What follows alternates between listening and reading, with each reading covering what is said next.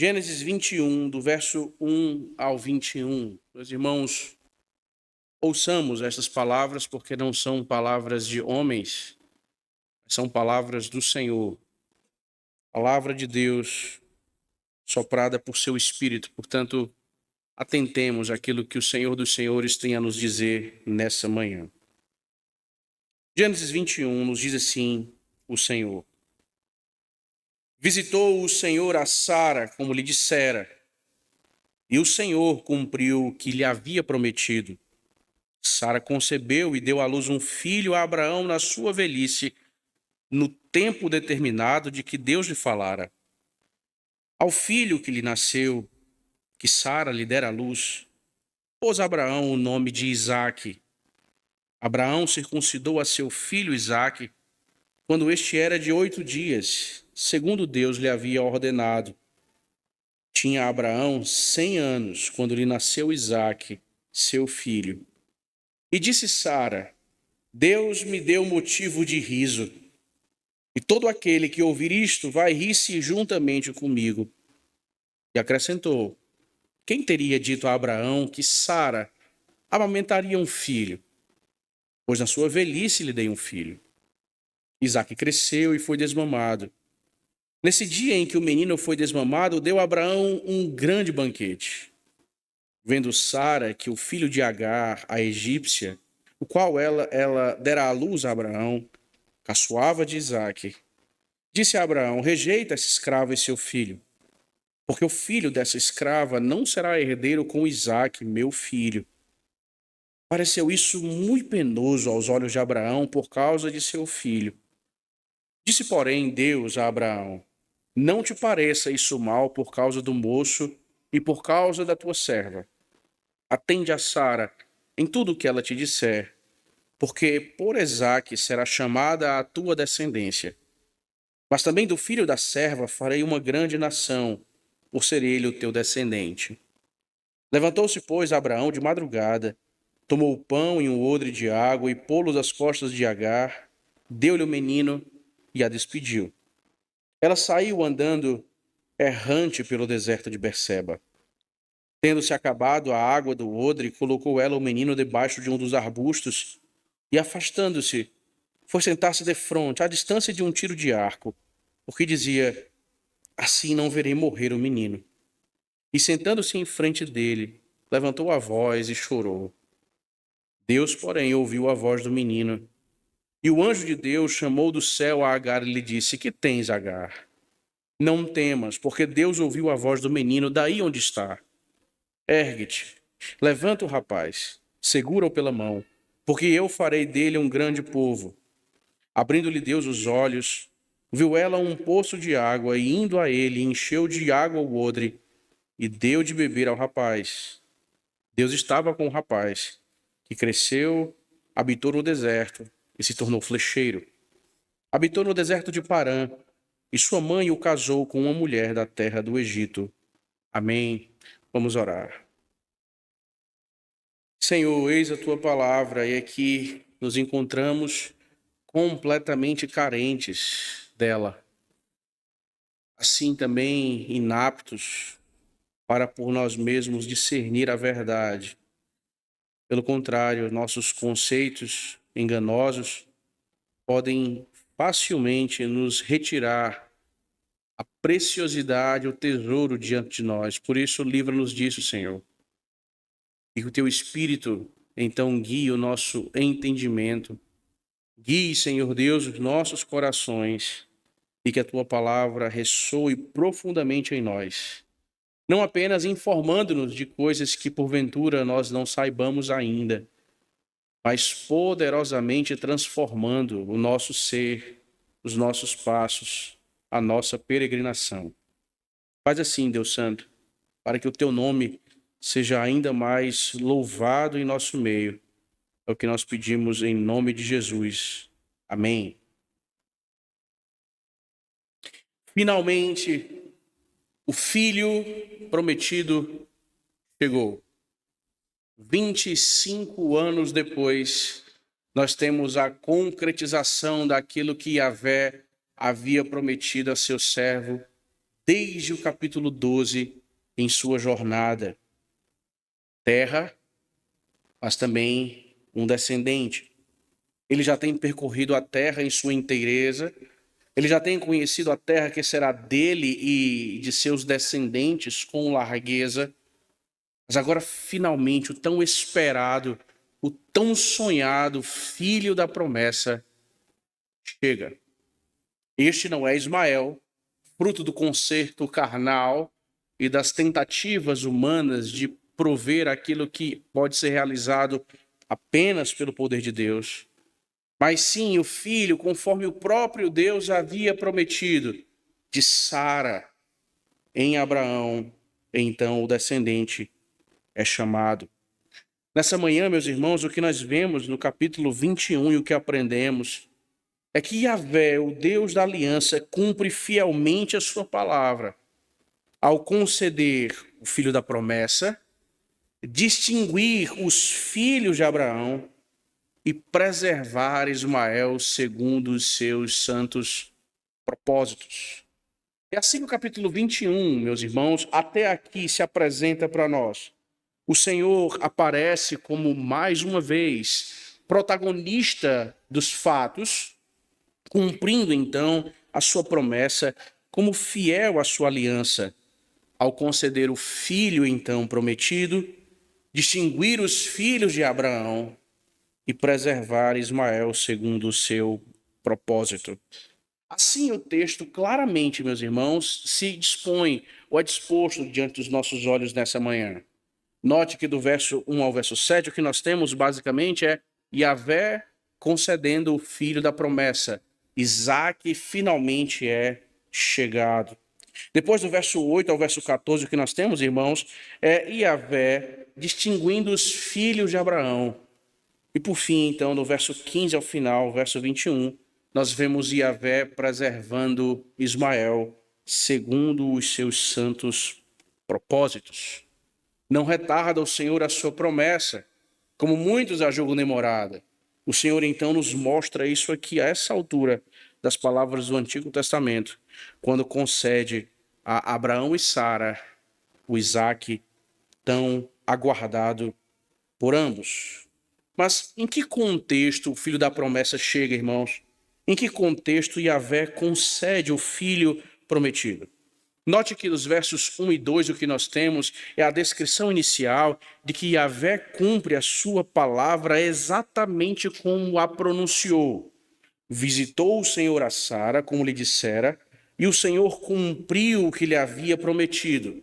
Sara concebeu e deu à luz um filho a Abraão na sua velhice, no tempo determinado de que Deus lhe falara. Note que a repetição, meus irmãos, nesses dois versos é algo deliberado e não acidental. É o primeiro dado que nós devemos considerar aqui com seriedade. Afinal de contas, o capítulo 21 só conseguirá ser compreendido por nós se entendermos o que, obviamente, veio antes dele. E o que nós temos aqui, irmãos, é exatamente a repetição intencionalmente explicitada por Moisés. Note que a ideia é, como lhe dissera, note que o Senhor Deus, no verso 1 diz, cumpriu o que lhe havia prometido. No final do verso 2, no tempo determinado. Moisés, então, cerca, meus irmãos, de maneira intencional, o nascimento de Isaque com referências anteriores à palavra que o próprio Yahvé havia empenhado. O acontecimento, então, diante de nós só pode ser compreendido de fato à luz da compreensão e da lembrança daquilo que o Senhor havia dito ao seu servo. O ponto aqui, irmãos, não é genericamente entender que Deus é fiel. É óbvio e é fato que ele é fiel. Mas o tempo aqui é mais parecido com alguma coisa que nos leva a pensar de que o tempo decorrido para que a promessa fosse então entregue, segundo o que o próprio Senhor havia então dito que seria, não produziu qualquer alteração nos meios. Em outra palavra, ou em outras palavras, os 25 anos entre o capítulo 12 e o capítulo 21 em nada alteraram a palavra divina. Em 25 anos, Yahvé não foi obrigado a mudar os seus termos para se adequar à expectativa humana, irmãos. Veja, o nascimento de Ismael aconteceu, os pecados de Abraão produziram efeitos terríveis ao longo de sua própria peregrinação até aqui, a esterilidade de Sara continuava um fato. Esses acontecimentos ao longo dessas 2 décadas e meia não introduziram qualquer obrigação em Yahvé para que este alterasse a sua palavra a fim de se adequar às expectativas dos homens. Ora, meus irmãos, daqui nós já tiramos algumas lições. Veja, há membros na igreja que interpretam a fidelidade de Deus, meus irmãos, pela velocidade com que eles veem as suas expectativas realizadas. É assim que muitos caminham. Enquanto a resposta é rápida, eles confessam que Deus é fiel. Se Deus é pronto para atender aquilo que é objeto de suas petições, aquilo que tem sido alvo de suas orações, Deus é fiel, Deus é presente, Deus está com a sua boa mão sobre nós. Mas quando os anos passam e as coisas pelas quais nós oramos ou temos expectativas não acontecem, essas pessoas começam a silenciosamente reinterpretar a palavra do Senhor de acordo com as circunstâncias que passam a cercá-las. Note, Gênesis 21, logo nos seus 2 primeiros versos, nos obrigam a inverter isso. Nós não julgamos a palavra de Deus pelo relógio da nossa experiência. Nós não mudamos a perspectiva em relação ao Senhor de acordo com aquilo que nós temos experimentado ou vivido, meus irmãos. É exatamente o oposto. Nós julgamos as nossas experiências pela palavra de Deus.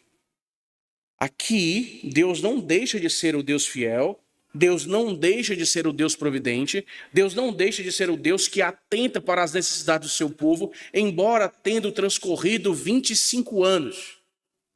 Da mesma forma, meus irmãos, como o Senhor Deus não deixa de ser fiel, quando as nossas expectativas não são, aos nossos olhos, alcançadas, cumpridas ou estabelecidas. Talvez você tenha se magoado de alguma forma indiretamente com o Senhor ou se indisposto indiretamente com a palavra de Deus, exatamente por isso. Porque você então se sente em um certo lugar de direito para alegar então que já há anos você tem pedido a Deus por alguma coisa específica. Quem sabe há décadas já tem sido a sua oração basicamente a mesma e nada basicamente alterado. As coisas parecem permanecer exatamente como estão. Logo você deduz, bom, Deus pode até ser fiel para outros. Ou Deus é fiel de um modo genérico, mas não em relação à particularidade de minha vida, não em relação às minhas necessidades. Ora, meus irmãos, isso se aplica exatamente aos crentes que vão envelhecendo na fé, que vão envelhecendo em sua peregrinação, sem ver determinados frutos pelos quais eles têm orado e pedido ao Senhor. Isso se aplica, por exemplo, a pais que instruem filhos durante anos e anos a fio e veem pouco fruto aparente. Isso se aplica, meus irmãos, ao pastor que trabalha longamente, então, aparentemente sem ver os frutos de seu trabalho que esperava. Notem, a verdade que flui dos versos 1 e 2, meus irmãos, logo de cara, que nós trabalhamos e esperamos longamente no Senhor muitas vezes, mas esse não é um indicativo de que ele não tem os seus olhos voltados para o seu povo. Este não é um indicativo, evidência de que ele tem sido letárgico em relação à sua própria palavra. Veja, o texto não nos autoriza essa conclusão. O que nós fazemos muitas vezes, e por isso a razão do nosso fracasso e tristeza, é transformarmos as nossas expectativas em promessas divinas. É transformar os nossos desejos em obrigações da parte do Senhor, em realizá-los. Mas isso nunca fez parte do concerto. Isso nunca correspondeu à realidade. O ponto é onde Deus falou efetivamente, assim como falou a Abraão, ainda que no capítulo 12, a demora aos nossos olhos jamais deve ser confundida com esquecimento. Você tem achado que Deus esqueceu de você? Você, de alguma forma, tem sido sugerido pelo seu coração que Deus tem sido um pouco demorado para olhar para as suas necessidades, pelo menos aquelas pelas quais você tem orado e suplicado diante dele? A demora aos nossos olhos jamais deve ser confundida com o esquecimento. Se Yahvé cumpre a sua palavra, irmãos, exatamente como a pronunciou nos versos 1 e 2, o que nós vemos do verso 3 ao 7 são os efeitos desta palavra então concretizada. A fidelidade de Yahvé, então, produz obediência e alegria no povo de Deus. Ao filho que lhe nasceu, que Sara lhe dera à luz, pôs a Abraão o nome de Isaque. Abraão circuncidou a seu filho Isaque quando este era de 8 dias, segundo Deus lhe havia ordenado. Tinha Abraão 100 anos quando lhe nasceu Isaque, seu filho. E disse Sara: Deus me deu motivo de riso. E todo aquele que ouvir isso vai rir-se juntamente comigo. E acrescentou: quem teria dito a Abraão que Sara amamentaria um filho? Pois na sua velhice lhe dei um filho. Nota, irmãos, que a palavra concreta realizada de Yahvé em sua promessa desperta em seu povo reações adequadas. Veja, no caso do texto, nós temos obediência e alegria. Moisés faz questão de nos dizer que o que está acontecendo aqui é fruto de uma ação sobrenatural e direta do Senhor. Ele havia dito no verso 1, por exemplo, que o Senhor visita a Sara. E nós sabemos pela linguagem que não é simplesmente um tipo de visitação qualquer, mas se trata de uma ação para cumprimento daquilo que ele havia estabelecido. Depois, Moisés, no verso 2, logo no seu início, diz que quem concebe é nada mais, nada menos do que Sara, em sua velhice. Nós vimos agora, meus irmãos, do verso 3 ao verso 7, que o próprio Abraão, por exemplo, no verso 5, é trazido aqui a imagem por Moisés como aquele que tem 100 anos quando lhe nasce Isaque, seu filho. Portanto, o texto faz questão de nos dizer que o que está diante de nós aqui é algo absolutamente impossível de ser realizado pela força humana. Nós temos um homem no alto dos seus 100 anos, Sara com os seus 90 anos, estéril. Por isso, então, a ação do Senhor em dar finalmente aquilo que ele havia prometido suscita em Abraão e Sara obediência e alegria. Por parte de Abraão, o que nós vemos é a obediência pronta, veja, tanto no nome dado ao filho, quanto no que Abraão faz em relação ao seu filho. Diz no verso 3 que, por obediência ao Senhor, Abraão põe o nome de seu filho de Isaque. E logo depois, Abraão prontamente circunda o seu filho. Moisés faz questão de nos dizer exatamente no prazo determinado pelo Senhor, quando este era de 8 dias. A tônica aqui é como Deus lhe ordenara, ou segundo Deus lhe havia ordenado. Sara, por sua vez, é aqui testemunhada em sua perspectiva como sendo aquela que se alegra em seu coração. Ela é aquela que ri. Veja, o verso 6 é dito: Deus me deu motivo de riso. Ela contempla, então, o acontecimento, meus irmãos, sob essa ótica. Literalmente, Deus me fez rir, ou Deus fez-me rir. E aqui a alusão é clara.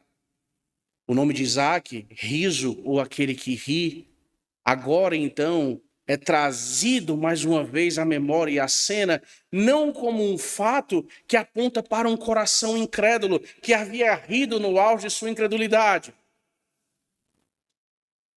Quando o Senhor Deus havia dito: daqui a 1 ano voltarei e Sara dará à luz um filho, ela ri então e o Senhor diz: por que você riu? E ela nega o que fez e o Senhor diz: é certo que riste. A incredulidade de Sara, àquela altura, agora dá lugar, meus irmãos, à alegria verdadeira de coração, apontando para uma transformação que só Deus pode realizar. O riso de incredulidade, agora então dá lugar a uma perspectiva completamente diferente. Sara está feliz, jubilosa, tendo seus olhos contemplado a beleza da fidelidade do Senhor. Os seus braços agora embalam concretamente a presença da promessa de Deus entre eles. Abraão não recebe a promessa, irmãos, de qualquer forma, nem mesmo Sara.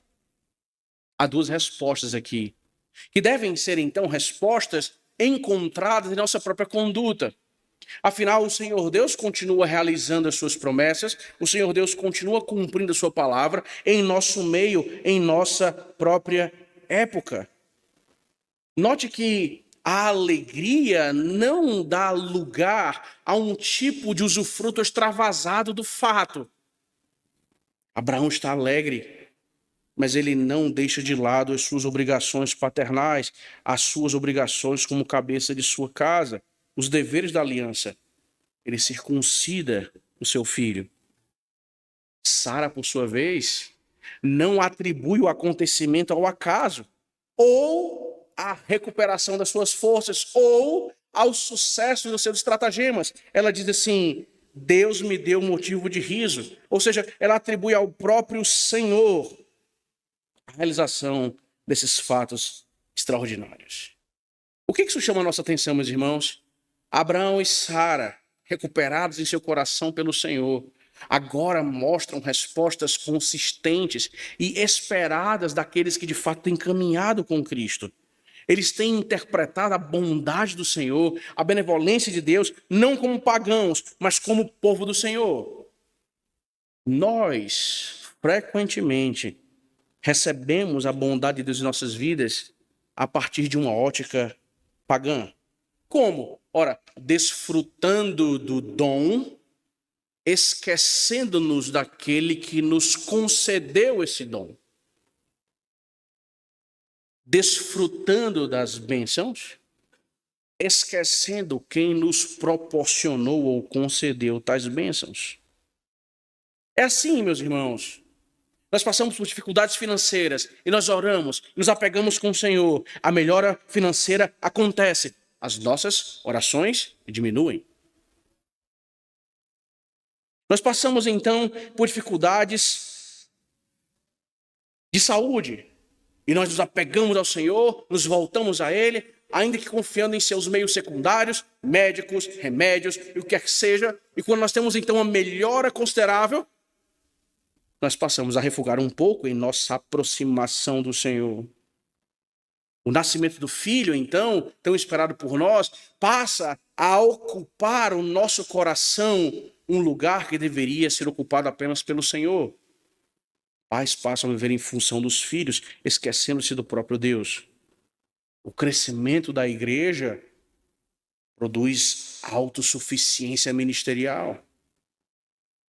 Como pagãos, não poucas vezes, nós lidamos com as bênçãos do Senhor, esquecendo-nos do próprio doador.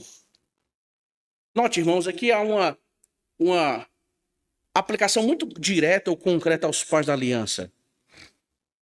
Isaac aqui é dito no texto, a partir do verso 4, como aquele, irmãos, que é recebido como dádiva, e uma dádiva imediavelmente ou irremediavelmente, de maneira infalível, marcada pelo sinal da aliança. Abraão não tem os seus olhos entorpecidos. Ele sabe que o filho que o Senhor Deus o entrega, na verdade, é aquilo que aponta para a sua obrigação como pai, sua obrigação pactual. O ponto é, nossos filhos não devem ser apenas celebrados. Nossos filhos não devem ser apenas esperados e aguardados, meus irmãos.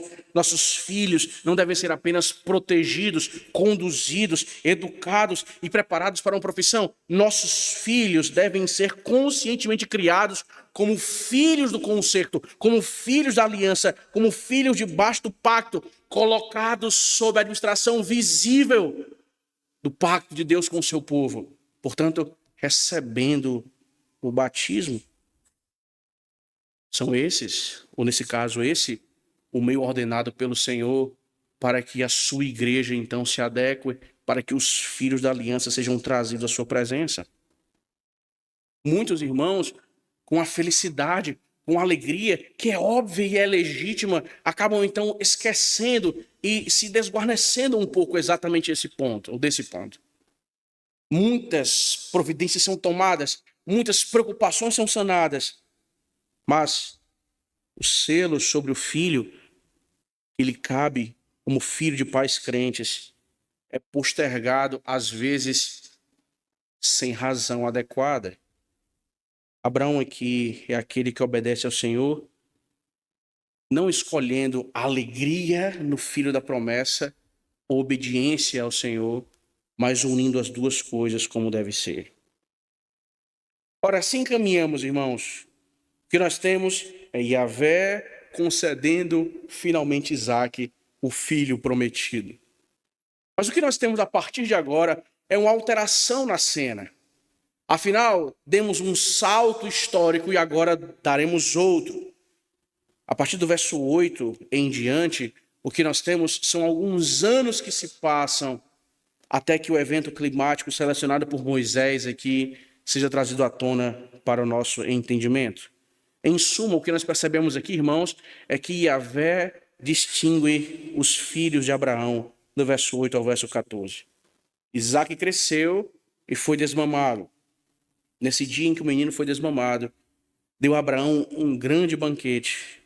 Vendo Sara que o filho de Agar, a egípcia, o qual ela dera à luz a Abraão, caçoava de Isaque, disse a Abraão: rejeita essa escrava e seu filho, porque o filho dessa escrava não será herdeiro com Isaque, meu filho.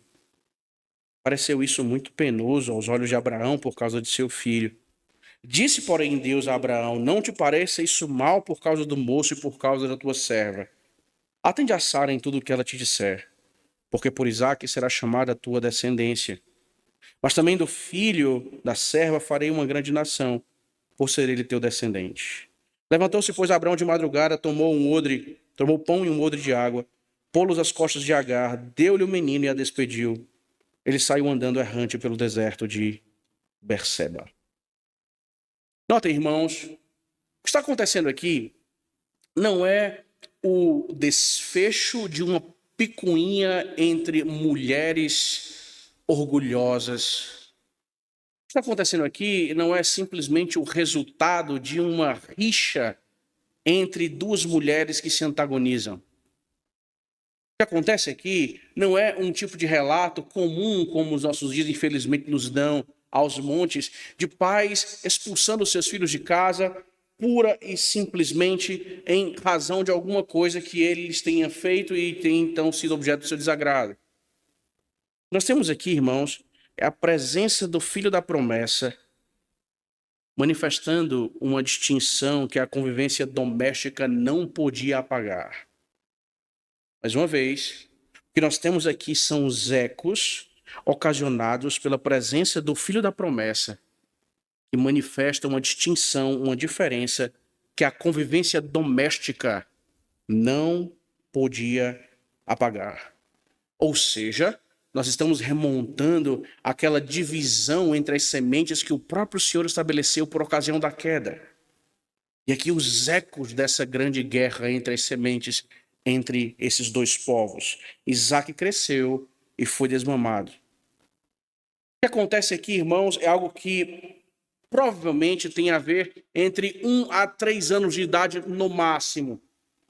Portanto, quando o menino é alvo do desmame, era comum nesta cultura que houvesse a celebração disso. Nós temos os nossos mêsversários, temos os nossos aniversários, eles tinham então as celebrações deles que eram muito características. Essa era uma razão de intensa alegria e júbilo naquela cultura. Assim eles procedem. Ao chegar o momento, Abraão dá um grande banquete, segundo Moisés nos informa. Mas o que é interessante, irmãos, é percebermos muito mais do que nuances da cultura. O que nos importa na leitura do texto é perceber que até aqui Ismael e Isaque estão debaixo do mesmo teto, pertencem à mesma casa de Abraão, ambos são seus filhos. Eles têm convivido juntos. Não obstante, lembremos que ambos, Ismael e Isaque, recebem o sinal do pacto, recebem a circuncisão. Portanto, ambos, inequivocamente vivem sob os privilégios extraordinários ligados ao patriarca. Mas eles não ocupam o mesmo lugar na promessa. Tendo a promessa como referência, eles não estão no mesmo patamar. Mais uma vez, ainda que de maneira tangencial, nós vemos na Escritura um caso em que o mais novo é chamado em lugar do mais velho. Aqueles de quem se espera o protagonismo que é inerente ao papel daquele que é o filho que rompe a madre a primeira vez, na verdade, parece não ser um dado pelo qual o Senhor faz alguma diferença específica. É claro que aqui há também os ecos da própria promessa. Deus já havia dito, não será Ismael, mas será exatamente o filho que você terá com Sara. Mas o que acontece então? Essa convivência parece ser adequada, essa convivência parece ser boa. Veja só, eles estão debaixo do mesmo concerto. Obtêm a mesma criação, na mesma casa, nos mesmos privilégios. Até que a diferença ou a distinção entre as sementes, que não pode ser apagada pela mera boa convivência doméstica, começam a surgir. É dito no texto, irmãos, no verso 9, que Sara observa um comportamento peculiar. Sara observa que Ismael, o filho de Agar, caçoa de Isaque. Nós temos aqui, meus irmãos, é um trocadilho maravilhoso na língua original. Nós temos, mais uma vez, alguém rindo no cenário. Sara riu de incredulidade, o seu riso foi transformado em alegria. Aqui Isaque é aquele que ri, e aqueles também rirão juntamente com Sara ao verem Isaque em seus braços, de felicidade. Mas há outro que ri no meio do contexto da promessa, só que não é um riso adequado. Ele caçoava de Isaque. Mas para que você não pense que o que está acontecendo aqui é uma atitude tresloucada de uma mulher que protege o seu filho com uma verdadeira leoa e é capaz de expulsar um filho com sua mãe para o deserto, para que o seu filhinho do peito não seja, então, alvo de bullying ou chacota. O que está acontecendo aqui não é um simples caçoar. O que está acontecendo aqui não é uma mera brincadeira entre irmãos. Como Paulo, irmãos, interpreta isso? Vamos para Gálatas capítulo 4. Fazendo referência exatamente a esse texto. Veja como Paulo interpreta isso. Gálatas capítulo 4. Verso 29 e 30. É dito assim: como, porém, outrora, o que nascera segundo a carne perseguia ao que nasceu segundo o Espírito, assim também agora. Contudo, o que diz a Escritura? Lança fora a escrava e seu filho, porque de modo algum o filho da escrava será herdeiro com o filho da livre. Notem, então, Paulo interpreta exatamente o acontecimento não como sendo simplesmente uma briga entre irmãos ou um tipo de humor, ainda que ácido, entre irmãos, mas como sementes degladiando-se entre si. O filho da escrava, que representa, então, a semente da serpente, persegue aquele que é nascido do Espírito, persegue aquele que é nascido da promessa. O caçoar não é simplesmente rir. Nós não devemos reduzir a cena a uma simples brincadeira infantil. Paulo a descreve, irmãos, como sendo a perseguição já no meio das tendas de Abraão, daquele que é nascido da carne contra o que é nascido do Espírito. Para o que essa realidade nos aponta, irmãos? Note Ismael na cena, circuncidado, experimentando os privilégios relacionados ao patriarca Abraão, vivendo na mesma tenda que o seu pai e seu irmão.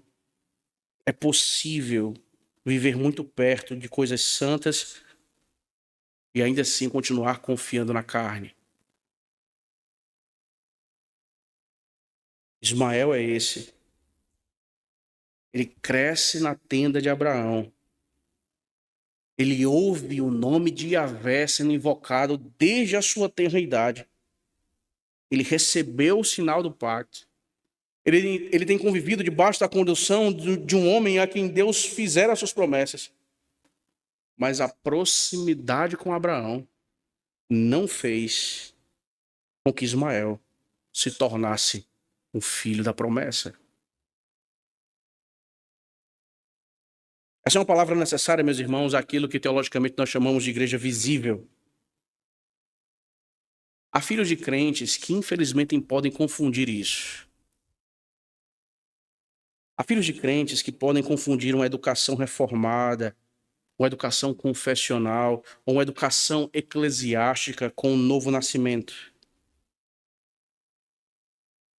Catecúmenos, por sua vez, podem confundir o domínio do vocabulário confessional com corações inundados por fé salvadora. Membros antigos, irmãos, podem confundir suas décadas e décadas arrolados à membresia de uma igreja específica com união com Cristo. Oficiais, no exercício de seus postos, podem confundir, então, função eclesiástica com graça. Notem, os erros não estão do lado da promessa ou do pacto. Os privilégios da aliança são reais. Os privilégios da aliança são verdadeiros e preciosos, mas eles nunca foram destinados a substituir a necessidade de Cristo. Absolutamente nunca. O que fazer, então, diante da distinção que começa a ser percebida? Ora, Sara volta-se ao seu esposo e então solicita que este resolva a situação. E a resolução tem a ver com a rejeição tanto da mãe quanto de seu filho. Rejeita essa escrava e seu filho, porque o filho dessa escrava não será herdeiro com Isaque, meu filho. Não confundam as palavras, irmãos, com as lentes contemporâneas sobre as quais expressões ou termos como esses podem ser lidos. Nós não temos aqui uma luta de classes, aonde aqueles que detêm os meios de produção olham ensoberbecidos para os que estão debaixo e dominados, os proletários. Não temos senhores e barões olhando para os seus escravos e sentindo-se no direito de fazer o que quer que eles queiram com eles. Essa é uma leitura imunda e anacrônica. Nós temos aqui, não é Sara subindo nos seus saltos soberbos, como uma baronesa, então, que solicita que providências sejam tomadas para que a escória não seja presente no meio da educação e do desenvolvimento de seu filho, o puro. Não. De maneira indireta, Sara faz alusão à linguagem que tem a ver com a própria noção ou estado espiritual da situação. Rejeita a escrava e seu filho, porque o filho da escrava não será herdeiro com Isaque, meu filho. Tudo aqui tem a ver com a noção pactual de ser objeto das promessas estabelecidas por Yahvé. Não há como viverem, não há como conviverem, não há como misturar as coisas. Eles precisam sair. Note que aos olhos de Abraão, trata-se de algo muito dolorido a ser feito. O texto, meus irmãos, nos garante, a partir do verso 11, que Abraão não trata isso de qualquer maneira, que não é um pai barriga branca que ouve qualquer tipo de instrução de sua esposa, ainda que seja uma instrução equivocada, e então, para simplesmente evitar problemas em casa, ele faz o que precisa fazer. Moisés nos diz que isso é muito penoso aos olhos de Abraão. Moisés diz que Abraão sofre por causa de seu filho. É interessante, irmãos, que o texto não censura o afeto paternal de Abraão. Ele é filho de fato, ou seu filho de fato está envolvido na cena. Mas uma coisa é certa: o afeto de Abraão não pode redefinir o desígnio de Deus. Eles precisam deixar a casa. Note que o texto se encarrega de nos dizer que não há nada de errado acontecendo, uma vez que o próprio Senhor intervém, e na cena, então, é descrito como aquele que se dirige ao próprio Abraão no verso 12, dizendo: não te pareça isso mal, por causa do moço e por causa da tua serva. Atende a Sara em tudo o que ela te disser. E qual é o mote? Porque por Isaque será chamada a tua descendência. Não há qualquer tipo de censura ou ruído imoral na cena. Não se trata de um pai expulsando seu filho simplesmente porque ele não lhe agradou em alguma coisa, ou uma mãe cercando o seu filho pura e simplesmente. Se trata do herdeiro da aliança sendo colocado no centro da cena pelo próprio Deus do pacto. O Senhor benevolentemente ainda consola Abraão. Ele diz, veja só, do filho da tua serva, verso 13, farei uma grande nação, por ser ele teu descendente. Aqui está, meus irmãos, no que concerne o final, verso 12 e 13, o cerne teológico dessa unidade. A distinção acontece não por causa da preferência de Sara, não porque há uma superioridade moral em Isaque, nem de uma decisão de Abraão. A distinção acontece porque o Senhor Deus age de acordo com os seus próprios propósitos, porque por Isaque será chamada a tua descendência, e eu farei do filho da serva uma grande nação, por ser ele teu descendente. Deus distingue segundo o seu propósito. Não depende de quem quer ou de quem corre, mas o Senhor Deus usará a sua misericórdia. Paulo diz isso em Romanos. O que nós temos aqui, irmãos, nas páginas do Antigo Testamento, é o Evangelho humilhando-nos, ou pelo menos humilhando toda a pretensão tola da carne. Ninguém entra no reino de Deus por causa da família que nasceu. Ninguém entra no reino de Deus porque foi inserido da família certa, da família correta. Ninguém entra no reino de Deus porque recebeu uma educação específica. Ninguém entra no reino de Deus porque domina a doutrina. Ninguém entra no reino de Deus porque pertence à igreja correta. Veja, essas coisas são sintomas, por assim dizer, de alguém que entrou no reino de Deus porque foi alcançado pela graça mediante a fé. E aqueles que têm sido alcançados pela graça mediante a fé caminharão com evidências que corroboram o que o próprio Deus tem realizado, irmãos. Se somos de Cristo, nós somos de Cristo por sua graça soberana e não por causa de qualquer coisa que nós tenhamos feito ou nos colocado a fazer.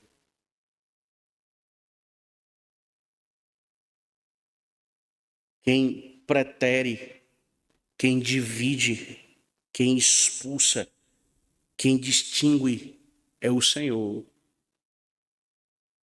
Sara se movimenta no eco, ou segundo os ecos, da distinção já feita pelo próprio Yahvé. Por isso, então, a cena segue. Ora, irmãos, isso precisa ficar claro para nós. Porque, às vezes, as palavras do Senhor se tornam dolorosas para nós e não doces mais do que o mel. E elas se tornam frequentemente dolorosas para nós quando elas afetam, quando elas atravessam os nossos desejos ou as nossas preferências, os nossos afetos mais legítimos. Pareceu isso muito penoso aos olhos de Abraão.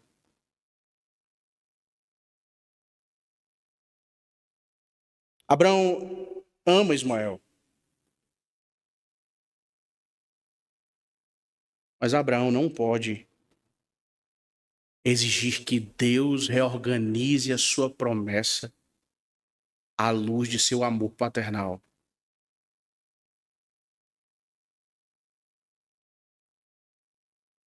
Pais precisam ouvir isso.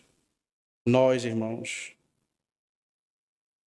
nós devemos amar profundamente os nossos filhos, sem dúvida alguma. Mas sem transformar nossos desejos em decretos divinos.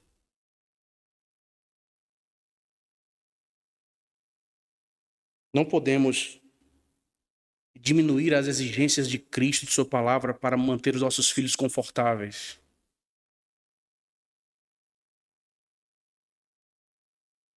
Nós não podemos redefinir pecado porque a verdade sobre o que é pecado ofende o comportamento dos nossos filhos ou os afetos deles.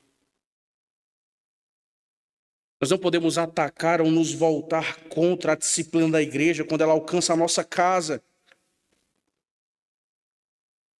Ou exigir que Deus chame de herdeiro aquele a quem nós desejamos chamar de herdeiro. O amor e o afeto natural é bom e pode ter o seu lugar, mas não são senhores da aliança. Não são. Amemos os nossos filhos, irmãos, mas não os mantenhamos confortáveis para que eles não sejam confrontados, porque o Senhor da aliança nos ordena o contrário. Abraão entendeu isso. Afinal, no verso 14, o desfecho da cena mostra alguém que por fé se submete à distinção que o próprio Yahvé estabeleceu, mesmo quando isso atravessa os seus afetos. Levantou-se, pois, Abraão de madrugada, tomou o pão e um odre de água, pô-los às costas de Agar, deu-lhe o menino e a despediu. Ela saiu andando errante pelo deserto de Berseba. A mesma prontidão que nós vimos lá em Gênesis, meus irmãos, em capítulos anteriores, é novamente percebida aqui. Levantou-se, pois, Abraão de madrugada.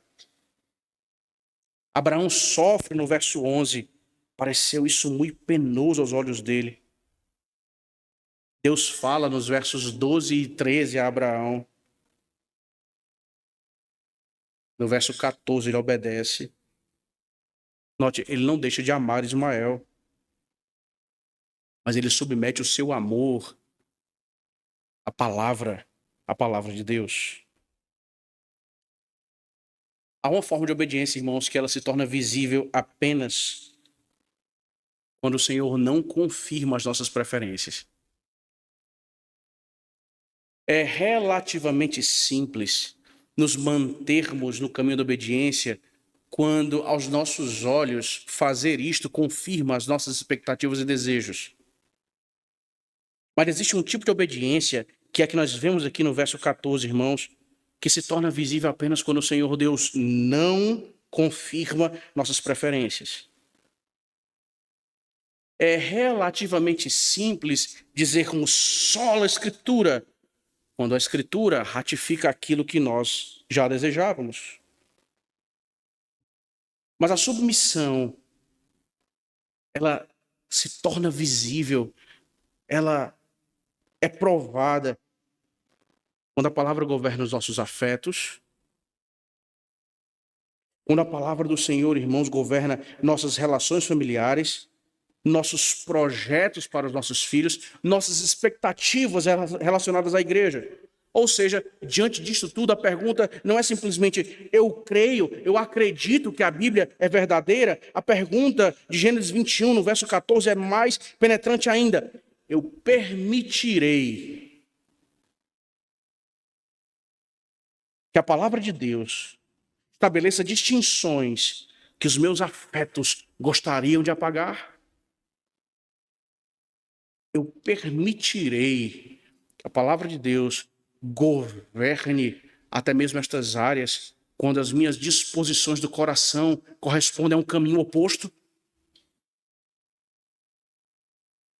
Ou eu farei isto apenas quando a palavra de Deus convergir com o que eu desejo e com o que eu espero? Você tem caminhado assim? Veja o alto da nossa pretensão, irmãos. O povo dos 5 solas, que de tantas formas depõe contra os solas.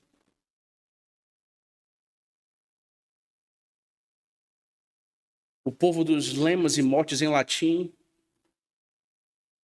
que vive o oposto do que as expressões em latim apontam.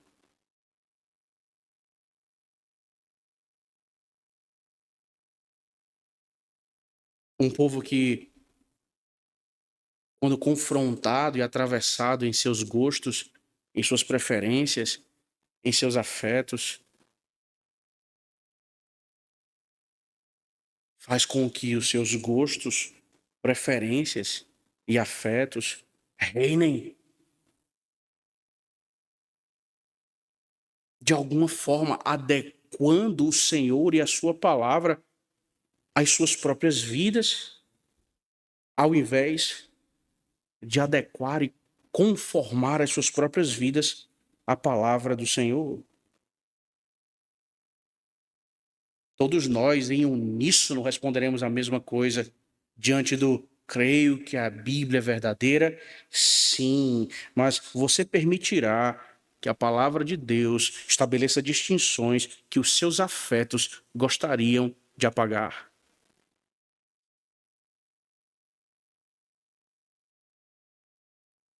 Você continuará a lutar essa tola queda de braço com o rei de todo o universo? Você acha que tem músculos e fibras suficientes? E dobrará o braço do Todo-Poderoso no final? Ele quebrará nossas juntas.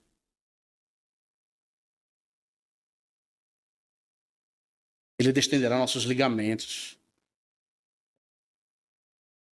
Ele deformará nossas expectativas. Mas ao seu povo, tudo isso para trazer cura e restauração. Que é o que nós vemos ao final do texto, irmãos, quando a providência de Yahvé preserva Ismael segundo o seu propósito. Note, nós não devemos concluir que Ismael é amado pelo Senhor, assim como Isaque é amado pelo Senhor. Não devemos confundir preservação ou benevolência geral de Deus com amor pactual àqueles que estão debaixo do seu pacto. O que temos aqui, irmãos, é a preservação de Ismael, atendendo aos santos propósitos do Senhor, da mesma forma como vários milhares e milhões hoje são preservados pela benevolência geral, ainda que cuspindo as escrituras ou nelas, e, se possível, fosse no rosto do próprio Salvador. Não é porque Ismael é um ímpio que ele se torna agora aqui objeto do juízo sumário de Deus. Deus, em seus santos propósitos, preserva Ismael, assim como preserva todo e qualquer ímpio, como suportou os vasos de justiça preparados para a perdição. A cena aqui é climática, irmãos, e tensa. Afinal de contas, as provisões que Abraão encomenda a Agar, elas se acabam. A água do odre acaba.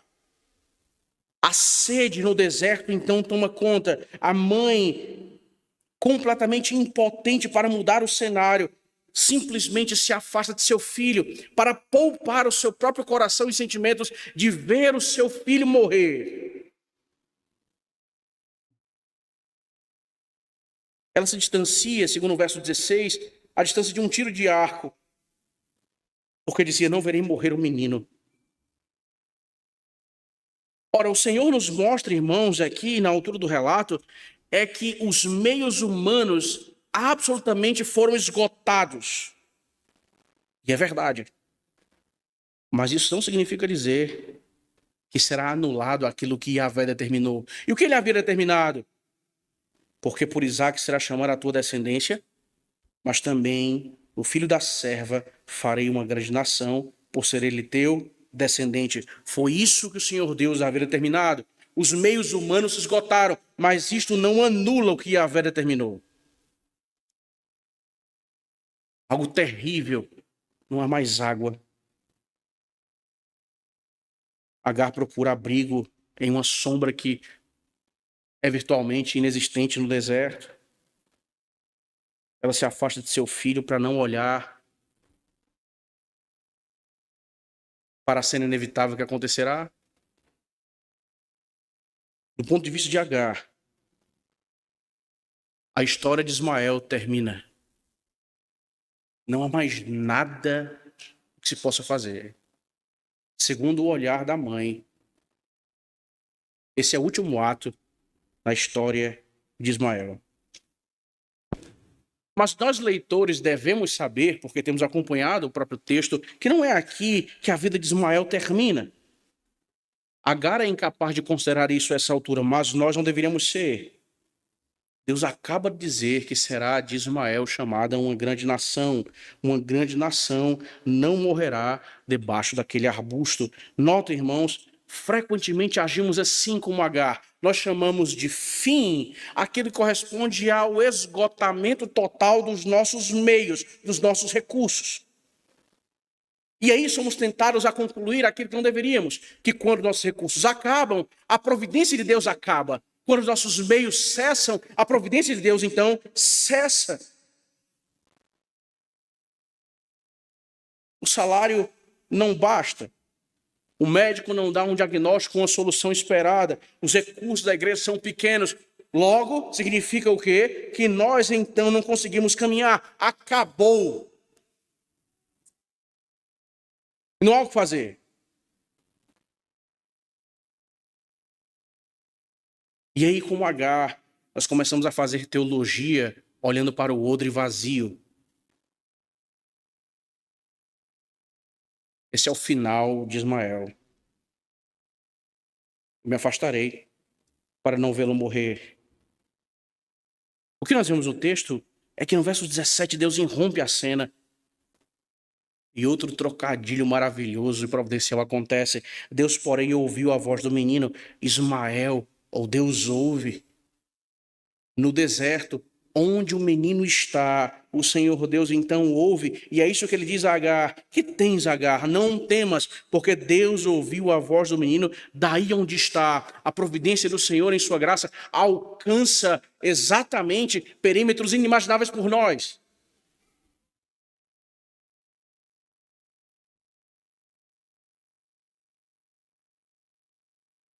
Mas o decreto de Deus, que tinha a ver com a nação que surgiria de Ismael, não anula os meios secundários. Note, ergue-te, levanta o rapaz, segura-o pela mão. No final do verso 19, indo a ele, encheu de água o odre e o deu de beber ao rapaz. Isso acontece com ímpios no texto. E para nós, irmãos, que confiamos no Senhor, devemos considerar uma distinção necessária e importante. Nós não confiamos, ou não deveríamos confiar,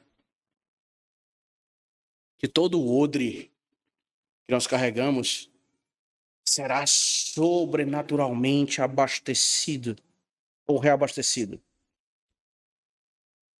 Nós devemos confiar em algo mais potente e real do que isso. Nós devemos confiar que os propósitos do Senhor não poderão ser frustrados ou anulados em virtude dos nossos odres secos.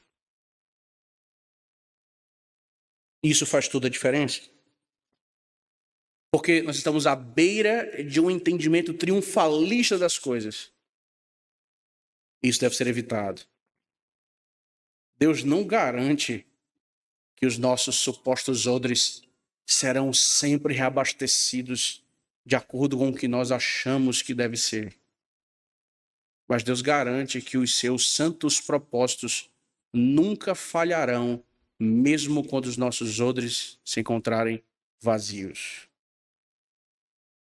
Isso faz diferença. Agar não tinha uma promessa de conforto,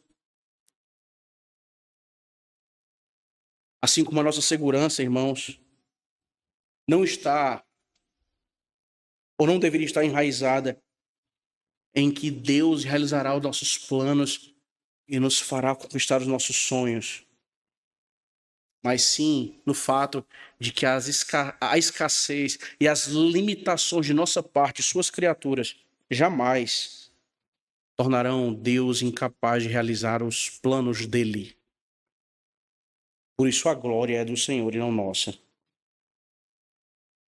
Yahvé ouve, fala, conduz então a vida que está debaixo do seu santo propósito. O centro aqui é: Deus ouviu a voz do menino. E assim o texto se encaminha para o seu final, irmãos. Ele ouve a voz, mas não é um espectador passivo. Ele ouve a voz do menino e age para salvá-lo, age para preservá-lo.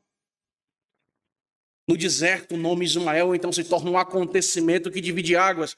Deus ouviu. Ele fala, os olhos de Agar são abertos. Abrindo-lhe Deus os olhos, viu ela um poço de água, verso de número 19. Ela enche então o seu cântaro ou o seu odre, dá ao menino, e este vive. Aquilo que nós já dissemos, irmãos, o Senhor, em sua palavra, não anula os meios secundários. Por isso,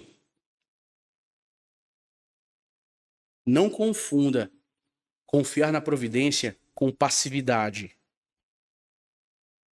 Não confunda confiar na condução do Senhor ou com não assumir suas próprias responsabilidades. Há cristãos, irmãos, que pedem ao Senhor aquilo que o Senhor Deus já colocou diante deles por seus próprios meios ordinários.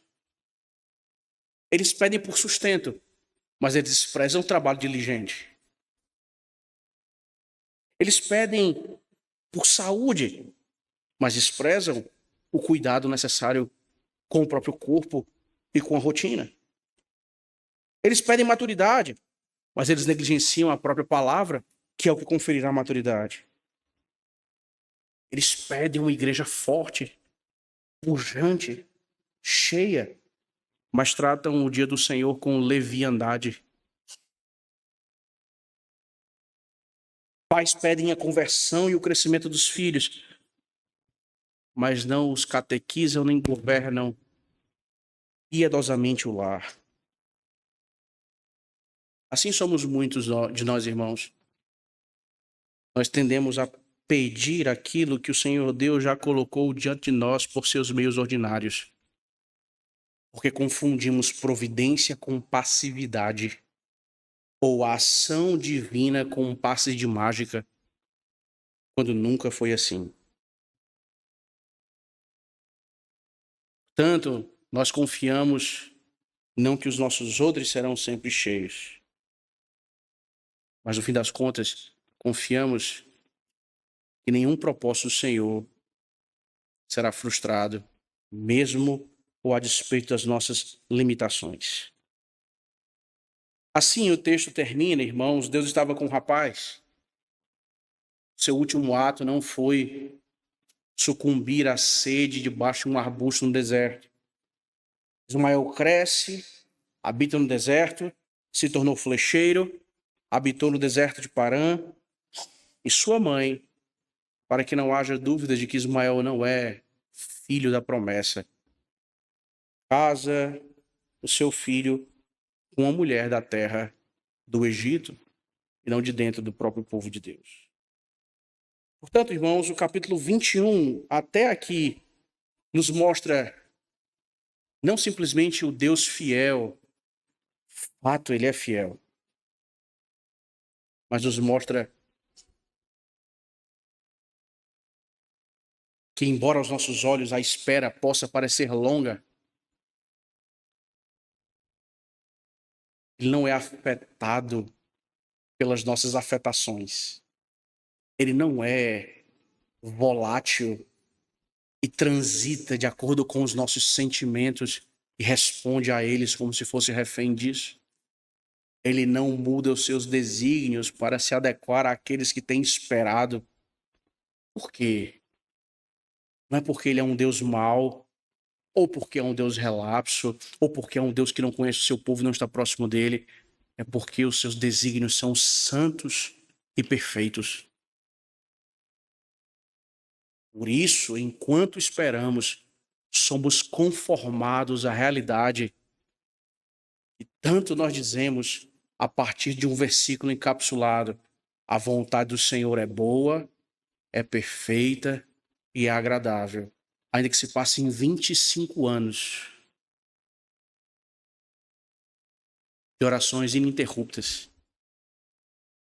com respeito a algo que nós gostaríamos muito de obter. Não esqueçamos, meus irmãos, Yahvé, o Deus da aliança, ele cumpre fielmente a sua palavra ao conceder o filho da promessa. Mas não só isso. Ao distinguir os filhos de Abraão, mas não só isso. A preservar Ismael segundo o seu propósito. Se há um nascimento miraculoso, há um que este não chega aos pés. O Filho de Deus gerado pelo Espírito Santo no ventre de Maria. Se há uma distinção clara entre os filhos de Abraão, há aquele que conhece o joio e o trigo e separa de fato o seu povo dos ímpios. Se até ímpios são preservados para o dia da destruição e suportados até lá pelo Senhor, Ismael apenas corresponde a uma gota d'água daquilo que o Senhor tem feito de maneira tão gloriosa, sábia, santa, poderosa e justa. Descansemos, irmãos, no Senhor. Ele cumpre a sua aliança. Ele fielmente cumpre a sua palavra. Vamos orar.